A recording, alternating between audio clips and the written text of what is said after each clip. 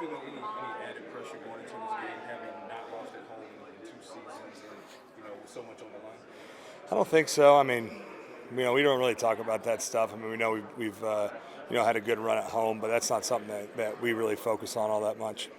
What specific challenges the Packers defense presents to them? Yeah, they're a really good front. I mean, the more you watch them, I got a lot of respect for Kenny Clark. He's been there a long time, plays the game the right way, and then they've obviously got a stable of guys that can really do some good things. They get off blocks really well. They pass rush well. So it's going to be a great matchup for us. Does this year feel any different in terms of just the confidence level going into the first round of playoffs for you?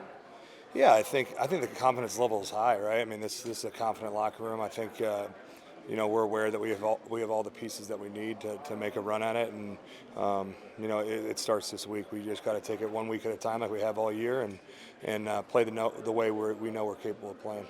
A little unrelated too, but in the football world, a lot of news with Pete Carroll and Bill Belichick and Nick Saban. Do you have any thoughts about what it was like playing against some of those coaches, or the iconicness of who they were in football? Yeah, I mean, obviously when you bring up those names, you're bringing up some of the best, and had some great matchups there with Coach Carroll and Coach Belichick. So nothing but respect for those guys as they move forward in the next chapter. You talk about Clark, and then also guys like Christian. Yep. Yep. Get a lot of pressure. How important is it for you guys to have this full complement of starting offensive line? Yeah, it's big. And then, again, we always talk about communication and understanding where guys are going to be. So they do some different things up front where we got to be on the same page and make sure we're communicating throughout the game. Mike McCarthy said on Monday that he had regretted his approach going into the Green Bay game last year. Do you notice anything different this week, or is it just kind of business as usual where he didn't do that last year? What's your take on that? Yeah, I think, it's been business as usual this year, which has been good. I don't think it was as much coaches, just really everyone around him. It was the first time going back to Green Bay, and people made a big deal about that, obviously. But, we've stayed away from that this year. It's about us, and it's always going to be about us and how we do our business. Dak always takes a lot of heat, obviously, because, what he's positioned. Have you seen a more relaxed quarterback this year? Just considering, a lot going on, that kind of thing? I don't know if lax is the right word. Relax, I'm sorry, yeah.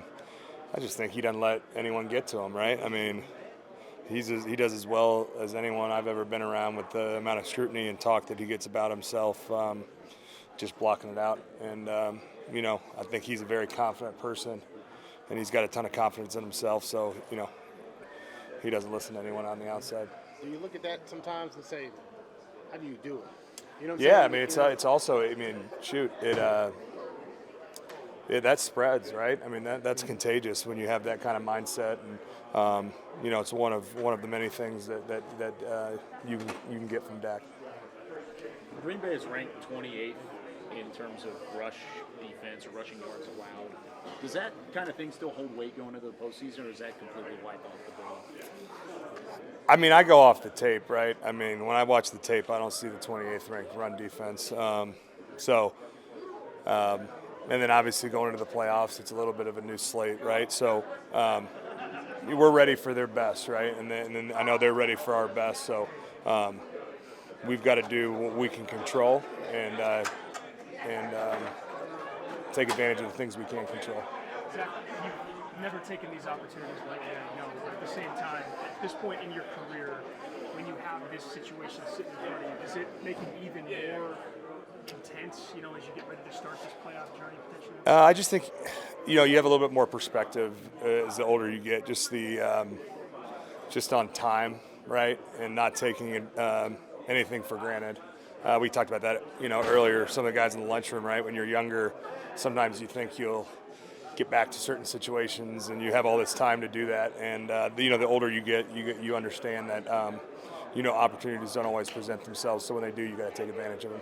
When you think back about your playoff experiences through your career, what are the biggest takeaways, the biggest things you've learned about the difference between moving on and going home? What sucks to go home. But it's just really, it's an emphasis on, we can't beat ourselves. We've got to play the way we're capable of playing, play to the standard we've set throughout the season. And, that starts with sticking to our routine, right? I know it's the playoffs, but you got to stick to it, right? You can't change everything just because it's the playoffs, right? There's a reason there's a regular season, and you get into your groove and the routine, and you got to stick to that and play to your standard. DeMarcus was just saying that he feels like this group, because you guys have been in the postseason now, year in and year out, might be better equipped to be ready to have more success. Do you feel like that can kind of build upon each other, that the experiences matter with something? Yeah, definitely. I mean, especially just like, for a younger guy, I mean, I can speak to myself when I was younger, just like the little extra pressure, right, that you're going into a playoff game. Hey, there is no tomorrow, right? It's win or go home. So having that experience and having a locker room that has a lot of experience with that, I think will be big for us.